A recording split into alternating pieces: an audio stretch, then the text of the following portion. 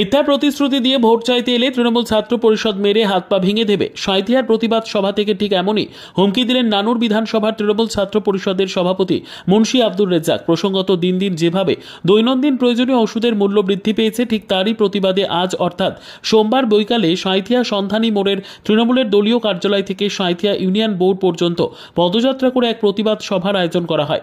আর সেখানে আজ উপস্থিত ছিল বীরভূম জেলার বিভিন্ন প্রান্তের তৃণমূলের ছাত্র পরিষদের নেতাকর্মীরা। সোমবার প্রায় 200 তৃণমূল সমর্থক নিয়ে পদযাত্রা করে এই প্রতিবাদ সভার আয়োজন করা হয়। আর সেখানেই আজ বক্তব্য রাখতে গিয়ে নানুর বিধানসভার তৃণমূল ছাত্র পরিষদের সভাপতি মুন্সি আব্দুর রেজ্জাক বলেন, মিথ্যে প্রতিশ্রুতি দিয়ে ভোট চাইতে এলে তৃণমূল ছাত্র পরিষদ মেরে হাত পা ভেঙে দেবে। শুনুন বিস্তারিত। এই দিনে খেটে খাওয়া মানুষের দিন দিন যেভাবে দ্রব্যমূল্য বেড়ে যাচ্ছে, যেভাবে ওষুধের দাম বাড়াচ্ছে, এগুলো মানুষ কীভাবে যোগান দেবে টাকা পয়সা? বিজেপি সরকার শুধুই তাহলে কি আদানি আম্বানির জন্যই পাঠানো হয়েছে? বিজেপি সরকারকে 2014 সালে আমরা ভোট দিয়েছি বিজেপি সরকার বা প্রধানমন্ত্রী নরেন্দ্র মোদীকে আমরা যে দিল্লিতে বসালাম, প্রধানমন্ত্রী বানালাম, এটা কি শুধু আদানি আম্বানিকে কোটি কোটি টাকা লোন মুকুব করার জন্য, নাকি গরিব মানুষের এই দ্রব্যমূল্য মাঝে মাঝে দেখতে হবে এগুলো যে মানুষের কী অভাব, কী দরকার?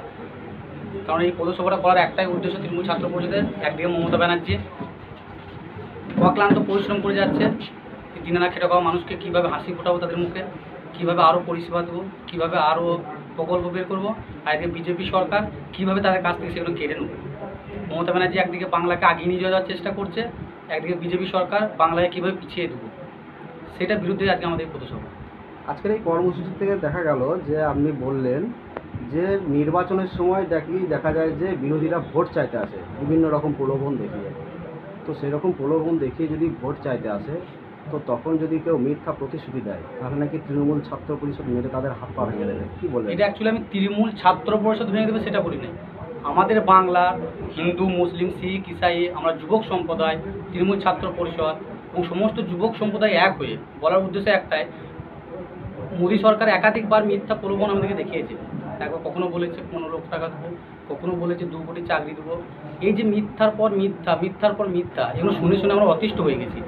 আর দ্বিতীয়ত, এই যে হিন্দু মুসলমানের মধ্যে আমরা প্রমিদা হিন্দু, আমি মুসলিম, একসাথে বসে খাচ্ছি, কিন্তু ওর মধ্যে লেখা নেই ও হিন্দু না মুসলিম, আমার মধ্যে লেখা নেই হিন্দু না মুসলিম।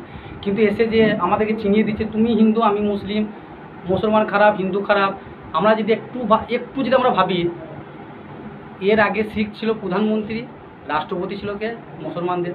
শিখদের প্রধানমন্ত্রী, মুসলিমদের রাষ্ট্রপতি। তখন আমাদের দেশ, আমাদের ভারতবর্ষ মিসাইল বানিয়ে গোটা বিশ্বকে তাক লাগিয়ে দিচ্ছে। আর আজকে আমার এক হিন্দু প্রধানমন্ত্রী, এক হিন্দু রাষ্ট্রপতি, এক হিন্দু স্বরাষ্ট্রমন্ত্রী, তারপরে বলছে হিন্দু ক্ষেত্রে মেয়ে। এই মিথ্যা কথাগুলো কী জন্য? তা এই কথাটা বলার উদ্দেশ্য একটাই, যে অনেক সময় আমরা যেরকম সুন্দর ফুলের বাগানে যদি পোকা লাগে বা কীটপতঙ্গ লাগে, কীটনাশক দিতে হয়। তো সেই রূপে আমাদের যে এই ফুলরূপী বাংলাটা এসে যদি ওরা পোকা হয়ে যে এসে যদি ভাবে এই ফুলটাকে কেটে কেটে খাবো, হিন্দু মুসলমানের মধ্যে বিভাজন করবো, হিন্দু মুসলমানের মধ্যে দাঙ্গা লাগিয়ে দেবো, সেই ক্ষেত্রে বাংলার যুবকরা চুপ থাকবে না, বাংলার যুবকরা মেরে পা ভেঙে দেবে। এই উদ্দেশ্যে কথাটা বলা হয়েছে, শুধু তৃণমূল ছাত্র পরিষদ নয়। দাদা আমার কী নাম ও পরিচয়? মুন্সি আব্দুর রাজ্জাক, নানুর বিধানসভা তৃণমূল ছাত্র পরিষদ সভাপতি। নামটা একবার বলুন। মুন্সি আব্দুর রাজ্জাক।